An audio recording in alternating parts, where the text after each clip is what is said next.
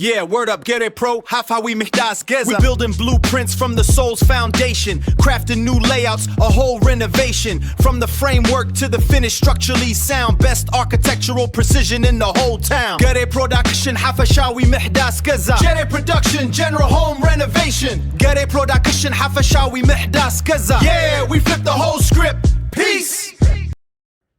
سلام نعم تخاتلتنا إذا مدب كما يتخونوا كما ياللهم أبزا حالفة كما يقرنا ناي باك سبلاش ويكا ناي موزايك النولو ناي مندا ناي كشننا كما يقرنا خم نقاتمو زرقي فيديو سريح لكم نيره إذي مالتكا زتفالا لي عين الديزاين ناي باك سبلاش ويكا ناي موزايك النولو ما تنيلا تاتالو نحنا خم نمرتهم ويكا نخشنا يتباهيلهم زتسرحو اللو እሱ እቲ ንሕና ንመርጾ ዴኮሬሽን ወይ ከዓ እቲ ዲዛይን ናይቲ ታይል መሪጽና ድማ ከምቲ ንደልዮ ኢንስታል ክንገብሮ ንኽእል ምናልባት ኣብ ከምኡ ንዑ ኢንስታል ንምግባር ዘድልየና ነገር እንድሕራሊ ኮይኑ ቲንሴት ወይ ከዓ እቲ ፓወር ግራብ ዝበሃል ሬዲ ሚክስ ኣሎ ወይ ከዓ ባዕልና ሚክስ ክንገብሮ ንኽእል ካሎ ማለት እዩ ከምቲ ዓቐን ናይቲ ቦታ ዘድልየና ሳይዝ ናይቲ ቦታ ድማ ክንጥቀመሉ ንኽእል እቲ ቲንሴት ዝበሃል ሕሩጭ ኮይኑ ኣብ ባኮ ዝጸንሕ ወይ ከዓ ንዕኡ ባዕልና ከምቲ ዓቐናትና ጌርና ሚክስ ክንገብሮ እንኽእል ክኸውን ከሎ እቲ ፓወር ግራብ ዝበሃል ከዓ ኦልሬዲ ሬዲ ሚክስ ኮይኑ ተዳልዩ ዝጸንሕ ጥራይ ኣምፂና ንሕና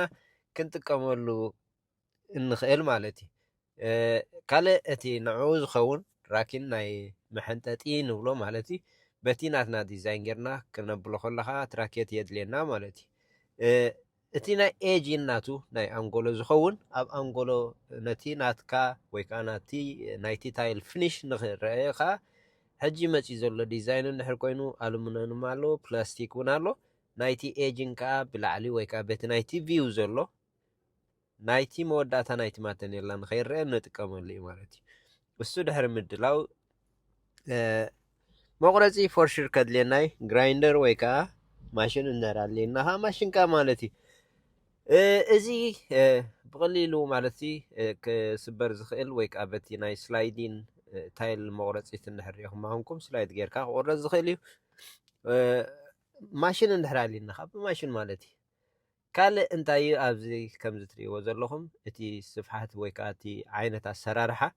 ብዝደለናዮ ንሕና ዲዛይን ክንሰርሖ ንኽእል ኢና ተደሊና ሳይድ ወይ ከዓ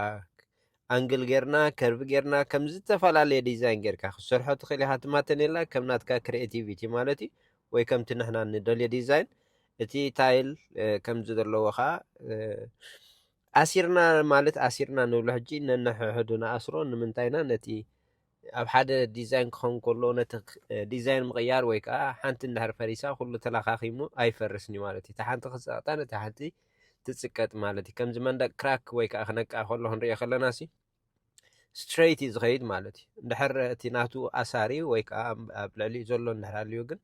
በቲ ዝጀመሮ ኣብ ሓደ ጠጠው ይብል ማለት እዩ ሶ ኣብዚ ቴፕ ዝተጠቐምኩሉ እንድሕር ትሪእዎ ኣለኹም እቲ ቴፕ ዝጥቀመሉ ዘለኹ ነቲ ካብቲ ማተኔላ ወፃኢ ንዝኸውን ወይ ከዓ ንዝግበር ነቲ መንደቕ ንኸይፅይቐለይ እሞ ኣብ ካልእ ስራሕ ንኸይኣቱ ማለት እዩ ሶ ምስ ነቐፀ እቲ ግራውቲንግ ጌርና እቲ ታይል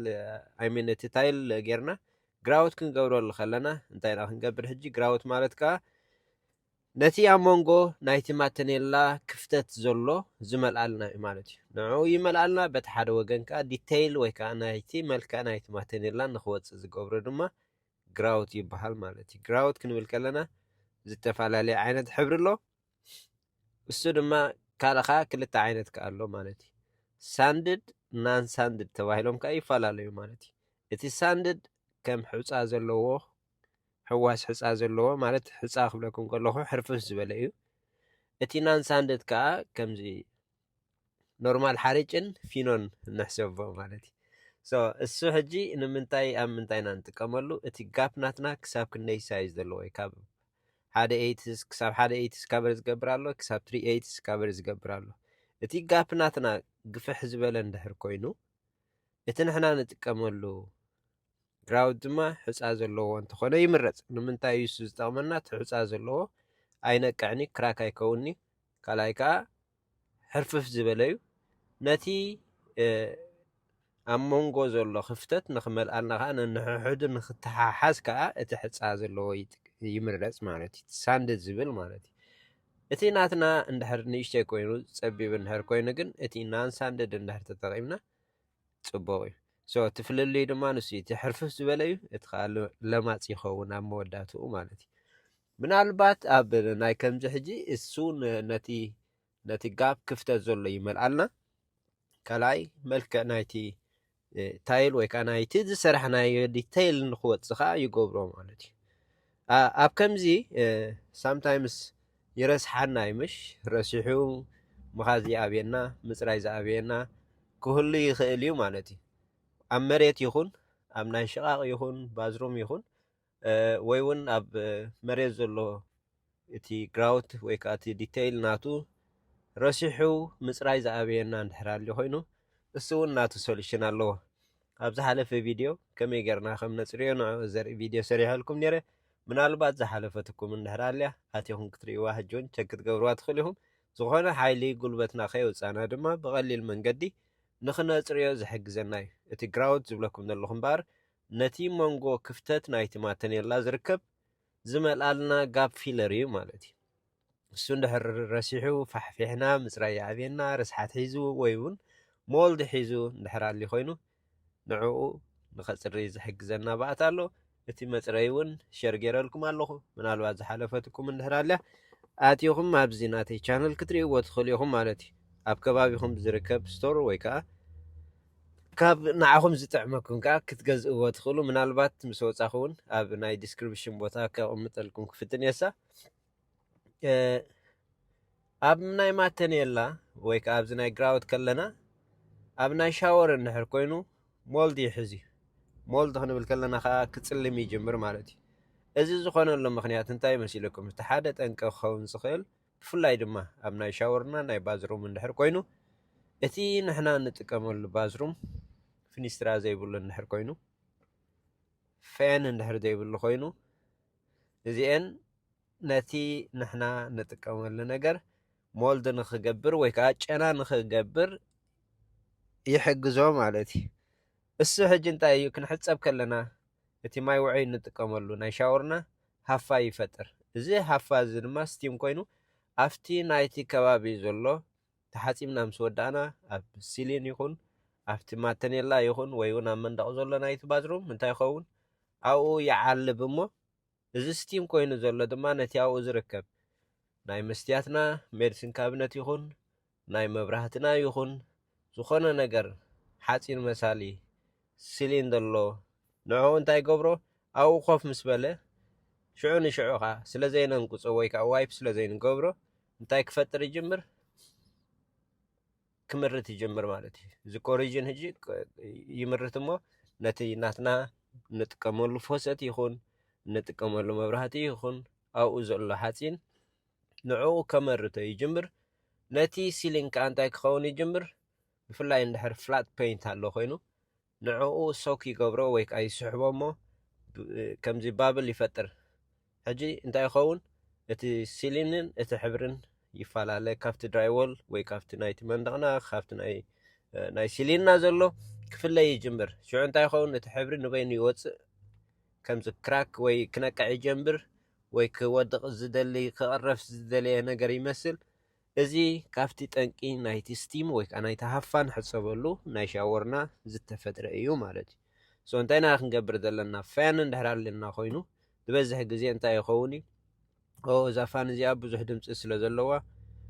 ባዘር ትገብረኒ እያ ኣብ ባዘሮም ክጥቀመላ ከለኹ ትረብሸኒ እያ ኢልና እንታይ ንገብር ኢና ገሌና ንርስዖ ገሌና ድማ ከይወላዕና ንገድፋ እሞ እቲ ሃፋ ክተውፅኦ ዝግባእ ከይወፅእ ኣብኡ ይተርፍ ማለት እዩ ከምኡ ክኸውን ከሎ ከዓ ሞልድ ይፈጥር እሞ እዚ ሞልድ እዚ ሓደ ንጥዕናና ካልኣይ ከዓ ኣብቲ ዝተርፍ ፀሊም ነገር ዝገብሮ ምልክት ከዓ ካልእ ክስታይ የምፀልና ማለት እዩ እሱ እውን እታ መፅረይት ክትሕግዘኩም ትኽእል እያ ንምፅራይ ዘሕግዝ ማለት እዩ ንምንታይ እዩ ኣብቲ ናይ ፋን ዝበዝሕ ግዜ ነናቱ ስዊች ይግበሮ እዩ ዝበዝሕ ግዜ ግን መብራህትን ስዊችን ናይ ባዝሩምና ብሓንሳብ እዩ ዝኸውን ስዊች ክንውላዕ ከለና ክልቲኡ ይውላዕ እቲ ፌንን እቲ መብራህትን ንምንታይ እዮም ከምኡ ገይሮም መሲልኩም ረሲዕናዮ ክንጥቀም ከለና ረሲዕናዮ ከይንኣቱ እሞ እቲ ሃፋ ኣብኡ ኮፍ ከይብል ማለት እዩ እንድሕር መብራህቲ ጥራይ በይኑ ጌርናዮ ፋን ጥራይ ከዓ በይኑ እንድሕር ጌርናዮ ንዝክሮ ዲና ንዑ ንኽንውልዖ እንድሕር ንዝክሮ ኮይና ያ ድምፂ ዝርብሸና እንድሕር ኮይኑ ኣብ ሰዓት እዚ ብፍላይ ሕጂ ከዓ እቲ ሞር ክስታይ ዝኾነ ዲቴይል ዘለዎ ዝተራቐቐ ሰሪሖም ኣለዉ ብዙሕ ድምፂ ዘይብሉ ውሕድ ድምፂ ዘለዎ ስፒከር ዘለዎ መብራህቲ ዘለዎ ዝተፈላለየ ዓይነት መፂሎ ማለት እዩ ብኡ ኣፕግሬድ ክትገብርዎ ትኽእል ኢኹም ናይ ቀደም ዝነበረ ብዙሕ ድምፂ ዝገብር ስቲል እውን ኣሎ ብሓሰረ ንብረት ክንገዝእ ከለና ወይ እቲ ዝተሓተ ዋጋ ክንገዝኦ ከለና እቲ ኳሊቲ ናቱ ወይ ከዓ እቲ ድምፂ ናቱ ዝበዝሐ ክንከፍል ከለና ከዓ እቲ ዓይነት ድምፂ እዩ ንዑ ኢና ንኸፍል ማለት እዩ ሰው ክትገዝኦ ከለኹም ክንደይ ድምፂ ኣለዎ እቲ ምስ ተወልዐ ድምፂ ክገብሮ ዘለዎ ንዑ ኢና ክስታይ ንገብረሉ ማለት እዩ እሱ ኣፕግሬድ ክትገብርዎ ትኽእሉ ኢኹም እቲ ምክንያት ሕጂ ብሓንሳብ ዝግበር እምበር ንዑ እዩ እቲ መብራህቲ ክንውልዕ ከለና ኣብ ባዝሩም ክንኣቱ ከለና መብራህቲ ስለ ንውልዕ ክንውልዖ ከለና ከዓ ክልቲኡ ብሓንሳብ ይጥቀም ንውልዖ ኣለና ማለት እዩ ትፋና ሰርሕ ኣሎ እቲ መብራህትና ከዓ ሰርሕ ኣሎ ዝበዛሕና ግን ድምፂ ረባሺ ድምፂ ዘለዎ ይኸውን እሞ ነቲ ናይ ፋን እንታይ ንገብሮ ነምልቆ ማለት እዩ ንዖም ሊቕና ድምፂ ከይንሰምዕ ክንብል ሃፋ ናይ ሻወርና ኣብ ገዛ ሙሉእ ይመልእ እሞ ስቲም ይገብር ጨና ይገብረና ማለት እዩ እዚኣ ብዛዕባ ናይ ከምዚ ደርኢ ቪድዮ እውን ድሰራሕ ክወሎ ኣብኡ ኣቲኹም ካብኡ ክትጥቀምዎ ትኽእል ኢኹም ማለት እዩ ካልእ ኣብዚ ግራውት ንመለስ ኣብ ግራውት ክንብል ከለና እምበር ከምቲ ደልናዮ ሳንዲን ናን ሳንዲን ዝበሃሉ ኣለዉ እዚ ድማ ከምኡ ከም ኣድላይነቱ ንጥቀመሎም ማለት እዩ ሚክስ ምስ ገበርናዮ ሕግታት ኣለዎ ሕግታት ማለት ከዓ ሚክስ ምስ ኮነ ክንደይ ደቂቕ ክንፀንሕ ኣለና ካብኡ ከዓ እንታይ ክንገብር ከም ዘለና መዓስ ዋይፕ ወይ ከዓ ክነፅርዮ ከም ዘለና ይነግረና እዩ ካብቲ ታይም ዝሃበና ቀዲምና እንድሕር ጌርናዮ እቲ ዝገበርናዮ ብግቡእ ክሕዘልና ይክእልኒ ካብቲ ዝሃበና ወይ ካብቲ ዝገበርናሉ ግዜ ከዓ እንድሕር ካብቲ ታይም ሊሚት እንድሕር ሓሊፍና ክእለየልና ይክእልኒ ኩሉ ወዮ እዩ ማለት እዩ ታይም እንድሕር ሓሊፍካ ወዮ ቅድሚኡ እንድሕር ጌርካዮ ከዓ ወዮ ታይም እቲ ናቱ ኢንስትራክሽን ዝህበና ብምጥቃም ድማ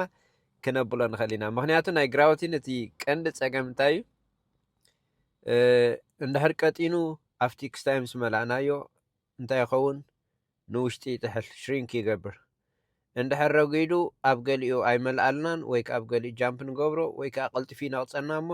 ንኽነፅርዮ ከለና ከዓ ግዜ ይወስደልና ዝተፈላለዩ ክስታይ ኣለዎ ኣብኡ ክንጥቀም ይግባአና ምስ ገበርናዮ ዋይፕ ምስ ገበርናዮ እውን ቀልጢፉ ዝፀሪ ይኮነን ምክንያቱ እቲ ዲቴይል ናቱ በብቁሩብ ስለ ዝእለ ምልክት ወይ ከዓ ከምዚ ፍሕሹ ዝበለ ነገር ይገድፈልካ ማለት እዩ ንዑ እንድሕር ዘያፅሪናዮ ድማ እቲ ዝሰራሕናዮ ስራሕ ፅቡቕ ኣይኮነልናን ወይ ፅቡቕ ኣይረኣየልናን እዩ ማለት እዩ እምበር ኣብ መወዳእታ ምናልባት ከምቲ እስኹም ትመርፅዎ ምስቲ ናትኩም ዝኸይድ ዓይነት ሕብሪ ናይቲ ግራውት እውን ክትመርፁ ትኽእሉ ኢኹም እዚ ታይል ፃዕዳ ስለ ዝኾነ ኣብዚ ድማ እቲ ግራውት ድማ ፀሊም ተጠቒምና ኣለና ምክንያቱ ፃዕዳ ካቢነት ፃዕዳ ታይል ፃዕዳ ካውነርቶፕ ስለ ዝኾነ እቲ ናቱ ፀሊም ጌርና ኣለና ማለት እዩ ኣብዚ መሪፅኩም ንዓኹም ምስቲ ናትኩም